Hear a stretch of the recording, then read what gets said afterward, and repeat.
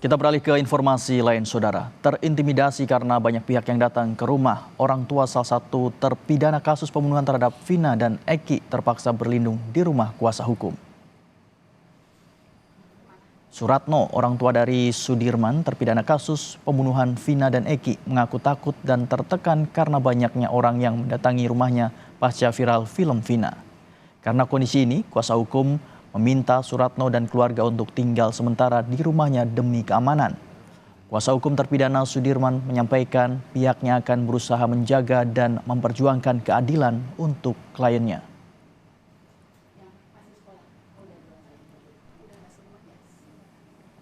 Tadi teman-teman tahu sendiri, saya dalam kondisi sedang berada bersama teman-teman wartawan. Tiba-tiba Bapak Sudirman datang ke saya. Di rumah banyak polisi datang. Kemudian banyak juga wartawan, dia nggak ngerti mesti bagaimana, dia takut ngomong, dia datang ke rumah saya. Saya juga kaget karena itu juga saya nggak pernah duga. Saya pada akhirnya saya siapkan rumah jadi di sini. Bapak boleh tinggal di sini, nggak usah mikirin apa-apa. Satu terpidana kasus pembunuhan Vina dan Eki, Saka Tatal, yang telah bebas pada tahun 2020 lalu, menceritakan saat dirinya ditangkap. Saka Tatal yang saat itu masih berusia 15 tahun ditangkap. Di kantor polisi, Saka menyebut diperlakukan tidak manusiawi hingga akhirnya terpaksa mengaku terlibat kasus pembunuhan Vina dan Eki.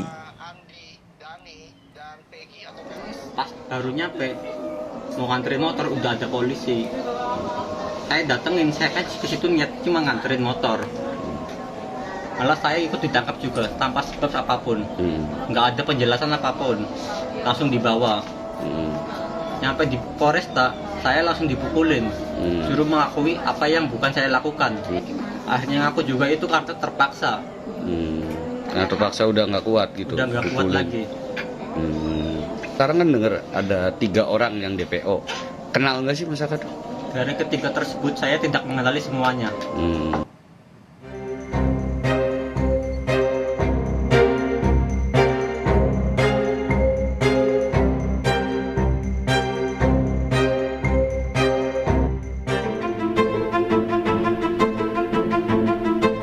Kuasa hukum terpidana kasus pembunuhan Vina dan Muhammad Rizky atau Eki menyebut banyak kejanggalan dalam kasus ini. Kejanggalan terjadi sejak awal penanganan, penetapan tersangka, persidangan, hingga kasus ini diambil alih oleh Polda Jawa Barat. Menurut kuasa hukum, salah satu kejanggalan yang mencolok ada pada fakta hasil visum di Rumah Sakit Gunung Jati, hasil otopsi di Rumah Sakit Losarang Bayangkara Indramayu, dan hasil bunyi tuntutan jaksa dalam persidangan. Kami semua punya keyakinan bukan terdakwa yang ada di dalamnya, bukan pelakunya. Ada salah tangkap atau gimana? Kalau kami yakin bukan pelakunya, silahkan dianalogikan sendiri, disimpulkan sendiri. Dari tuntutan dan hasil visum aja sudah sangat jauh berbeda. Faktanya dalam tuntutan korban meninggal karena tusukan di dada, di dan perut. Tetapi dari hasil visum maupun otopsi tidak ada luka akibat tusukan benda tajam.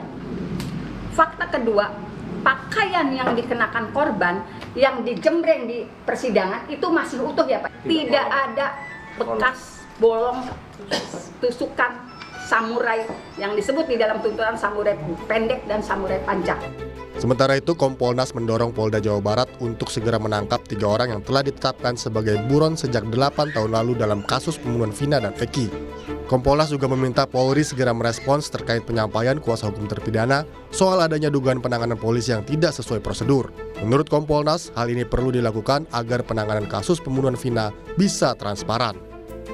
Mendorong Polda agar segera sungguh-sungguh sesuai dengan prosedur dan SOP untuk bisa menemukan dan menangkap, agar ketidakpastian ada hal-hal yang selama ini terkesan seolah-olah ditutup-tutupi agar segera bisa dituntaskan.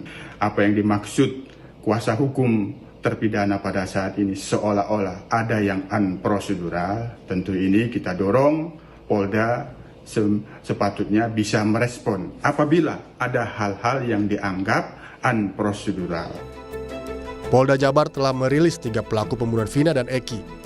Ketiganya yaitu Andi, Dani, dan Peggy alias Perong.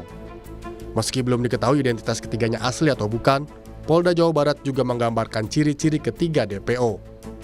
Tim Liputan, Kompas TV.